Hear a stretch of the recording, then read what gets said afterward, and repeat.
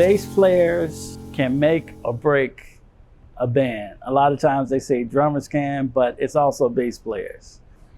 A drummer's dream is when the bass player is just laying down the anchor and he's just keeping the pulse of the groove happening and everybody's relying on him. A lot of people think that the drummer is the anchor, but really it's the bass player.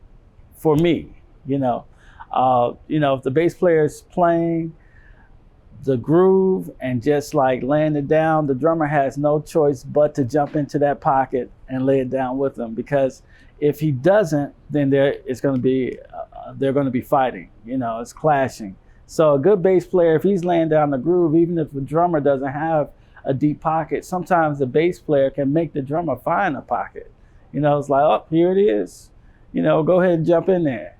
So for me, that's the drummer's dream, to have a bass player that's just going to lay down the groove and keep that pulse happening no matter what we're doing, because then we can kind of dance around the bass player and interact a lot more with the soloist and make things a lot more interesting, because we both have that foundation that we can rely on, so we can kind of have the conversation where the bass player is kind of keeping home safe, just keeping that the pocket thing happening.